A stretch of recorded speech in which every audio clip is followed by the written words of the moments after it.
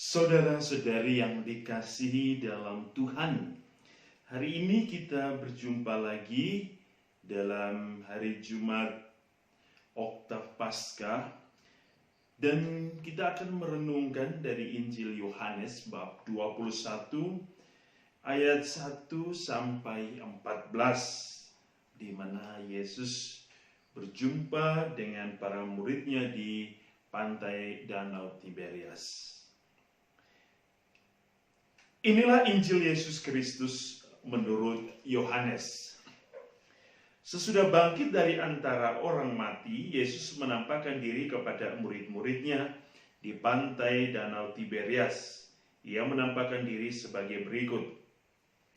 Di pantai itu berkumpul Simon Petrus, Thomas yang disebut Didimus, Nathanael dari Kana yang di Galilea, anak-anak Zebedeus, dan dua orang murid Yesus yang lain.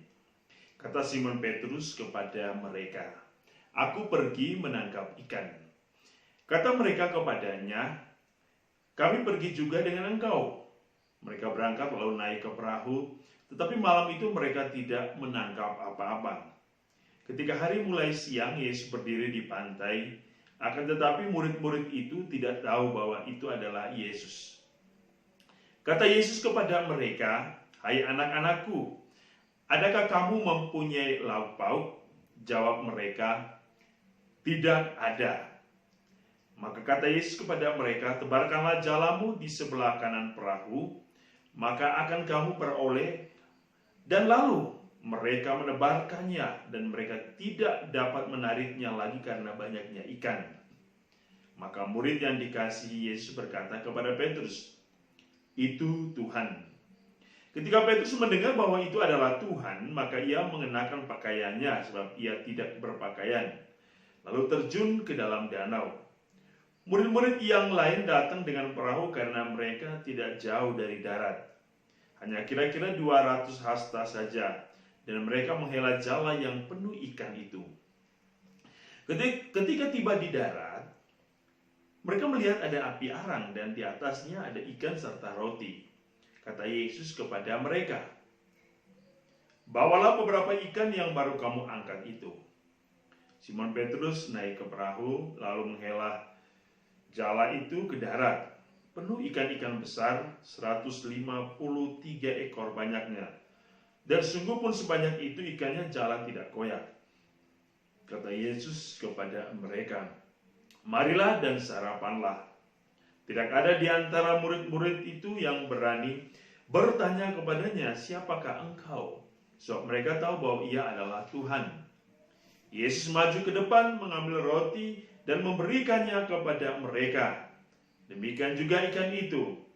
Itulah ketiga kalinya Yesus menampakkan diri kepada murid-muridnya sesudah ia bangkit dari antara orang mati. Demikianlah Injil Tuhan. Saudara-saudari, hari ini Yesus kembali menampakkan diri kepada para murid di pantai Danau Tiberias. Dan kita kembali melihat bahwa para murid ternyata setelah kematian Yesus itu kembali kepada kehidupan lama mereka, yaitu menjadi penjala ikan.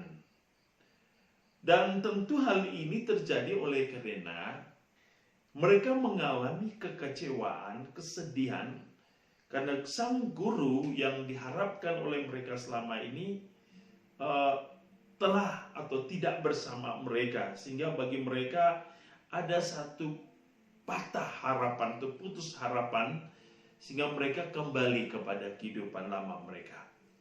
Kita bisa melihat kisah hari ini, apa yang terjadi. Saudara-saudari, mereka menangkap ikan semalaman tapi tidak mendapatkan ikan. Dan ketika Yesus datang, menyuruh mereka menebarkan jala, dan apa yang terjadi, saudara-saudari, mereka menangkap begitu banyak ikan. Tetapi Injil itu memberikan satu penekanan bahwa walaupun begitu banyak ikannya, jala itu tidak koyak. Kita harus kembali kepada panggilan pertama Yesus. Aku akan menjadikan kamu penjala manusia, bukan lagi penjala ikan. Nah, kita bisa melihat di sini bagaimana ketika Yesus mengatakan pada hal yang pertama, yaitu hendaklah kalian itu mengandalkan Tuhan. Mereka begitu kecewanya, tetapi kekecewaan itu membuat mereka benar-benar putus asa. Mereka lupa akan seluruh kisah kekuatan dari Tuhan selama ini. Dan apa yang terjadi? Ketika mereka lupa, mereka membiarkan diri mereka mengandalkan kekuatan sendiri, mereka kehilangan bahkan tidak mendapatkan apa-apa. Tetapi ketika Yesus datang dan membiarkan mereka mendengarkan suaranya, dan mereka percaya kepada perintahnya, dan akhirnya mereka mendapatkan hasil. Tuhan Yesus pada poin yang pertama mengingatkan, andalkan Dia. Imanmu itu harus benar-benar percaya, harus yakin dalam situasi apapun. Dalam situasi susah, sulit, ataupun bahagia, Tuhan Yesus jangan pernah ditinggalkan. Karena meninggalkan Yesus berarti kehilangan sesuatu yang sangat penting dalam hidup kita. Pertama, iman kita harus tetap diteguhkan, dikuatkan dalam situasi apapun, teristimewa dalam situasi susah atau sulit. Karena Tuhan pasti akan selalu ada bagi orang yang percaya. Yang kedua, ketika Tuhan sudah menetapkan engkau, memanggil engkau untuk menjadi seseorang yang diharapkan Tuhan, jangan kembali kepada kehidupan lamamu. Jika engkau sudah mengikuti Yesus, jangan kembali lagi kepada kehidupan lama. Dalam Injil hari ini, Tuhan sudah memanggil mereka menjadi penjala manusia, tetapi mereka ragu, mereka bimbang, mereka tidak percaya, dan kembali menjadi penjala ikan. Lalu Yesus hari ini kembali menekankan, kamu sudah menjadi penjala manusia. Seberat apapun, sesulit apapun hidupmu menjadi seorang penjala manusia, penjala itu tidak pernah akan goyah walaupun kerasnya dunia ini. Sebab jala yang diberikan adalah jala yang datang dari kekuatan Allah sendiri. Artinya apa? Kalau kita sudah dipanggil oleh Allah, kita sudah diperintahkan oleh Allah, sudah dipilih oleh Allah, kita harus setia kepada pilihan itu. Karena apa?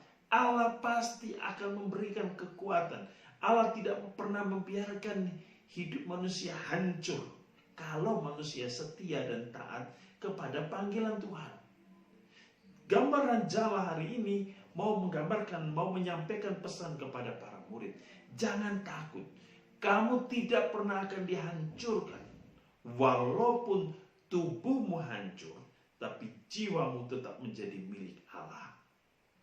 Itulah yang diinginkan oleh Yesus.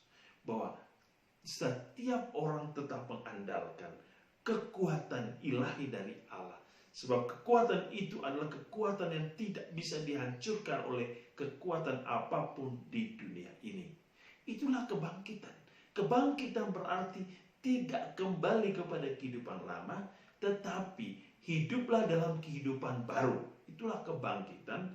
Dan yang kedua, kebangkitan berarti mau bersaksi tentang apa yang telah kita terima dari Allah untuk menjadi bekal bagi diri kita dan juga bagi sesama.